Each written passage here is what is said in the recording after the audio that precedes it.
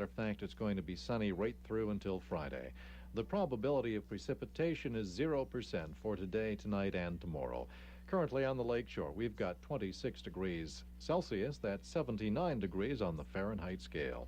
That's a look at weather. Coming up next, the coach and sports. It's 8:40. Let's do the sports right now. It was so hot. How hot was it in Penticton yesterday? It was well into the 90s, Scanner, and it looked a bit like deja vu at the Penticton Beach Classic Triathlon. The same winners from the Kelowna Biathlon 3 weeks ago, Vancouver's Steve McMurdo and Julia Deck, both came out winners again. McMurdo in a time of 1 hour, 56 minutes, and 26 seconds. Deck at 2 hours, 8 minutes, and 25 seconds. Story of the race, 17-year-old junior Dave Smith from Vernon, who set the fastest time ever recorded in a 1.5-kilometer triathlon swim, 17 minutes and 20 seconds. He really has some great potential. The top Kelowna finisher was Glenn Kissman, who was 10th overall. Kissman put together a fine effort. The swim was a really rough swim. It's probably the roughest swim I've ever been in. The cycle was nice and consistent, and I had a fairly good run. My course is nice, and it was a good day for the race. Kelowna's Dawn Ramsey finished 13th, and a little later Chris Buck and Doug Gertson. The top Kelowna woman in 6th place behind Julia Deck was Sam Goski at a time of 2 hours, 24 minutes, and 51 seconds. Goski, too, had a rough start in the swim. Yeah, I got mushed against the lane marker, and I got my goggles kicked off my face, and I had to walk a little ways, but once it kind of cleared out, I had a good swim. Well, Cindy Davey was in at 2:29.51, followed by Karen Bates and Marjorie Milliken. 17-year-old Jody Cross finished at 2:38.33. Winner again, McMurdo and Julia Deck from Vancouver. Blue Jays are putting together a pretty good road trip, and they can make it even better with a sweep in Minnesota. Jays are now 7-4 after splitting a 4-game series with Seattle. Yesterday, Mike Flanagan was superb. He pitched a complete game 4-hit shutout as Toronto blanked the Mariners 6-0. Cecil Fielder smacked 2 home runs, and George Bell added his 14th homer of the season. Tonight, the Jays play the first of 3 against the Twins. 6-1, Jimmy Key goes against Charlie Lee, a former Expo now pitching for the Twins. Montreal Expos now 8 games in back of the New York Mets after beating the Cincinnati Reds 5-3. Hubie Brooks connected on 2 home runs, and Wallace Johnson finished a 3-run 7th inning with an RBI single. Pascual Perez improving his record to 7-4. Tim Burke earned his 9th save of the season. The Expos will have today off. They'll host the Chicago Cubs for 2 games starting tomorrow night. Well, it wasn't easy, but both Kelowna Bronco and Pony All-Stars have advanced to the provincial finals after wins yesterday at Lombardi Park.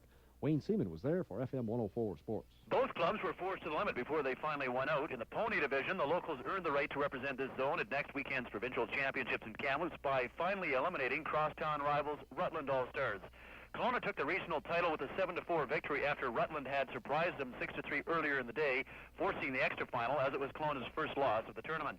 The championship game, though, was never in doubt as Kelowna jumped into an early 4-1 lead after 2 innings and rode the strong pitching of Brent Fraser for the victory. So again, Kelowna All-Stars win the zones and advance to the BCs in Kamloops next weekend. Meantime, the Beaver Broncos also went to Kelowna, who beat South Okanagan 11-3 after also forcing an extra final with an earlier dramatic 8-7 come-from-behind victory. Kelowna now travels to New Westminster next weekend for the BC Bronco Championships. This is Wayne Seaman reporting. Thank you, Wayne. On the links, 22-year-old Liselott Neumann of Sweden became the 2nd straight European to claim the U.S. Women's Open title when she beat Patty Sheehan by 3 shots at the Baltimore Country Club in Maryland. Mark Brooks is the 4th first-time winner in as many weeks on the men's circuit. He captured the Greater Hartford Open in Connecticut in a playoff with Joey Sindelar and Dave Barr. Barr is still taking home $61,000, and he says that maybe next time it'll be his turn. I'm a little disappointed that, you always hate to lose in the playoffs, but coming from where I was today, just getting a second opportunity for a chance to win is very gratifying. Maybe next time it'll be my turn. Barr having quite a year. He's over $200,000 in tour earnings. Canadian Soccer League, Vancouver 86ers defeated the Winnipeg Fury 3-1. John Catliff, Dominic Mobilio, and Ivor Evans scoring for Vancouver. They're undefeated in 16 games. No games in the Canadian Football League. The BC Lions return to action on Thursday night when they visit Toronto. Oh. That's it, Skinner. Is that it? That's my morning sports. Well, that's an excellent sportscast, Coach. I was going to ask you this question, but now I didn't... Oh, you forgot. Well, I caught you off guard. You just caught me off guard.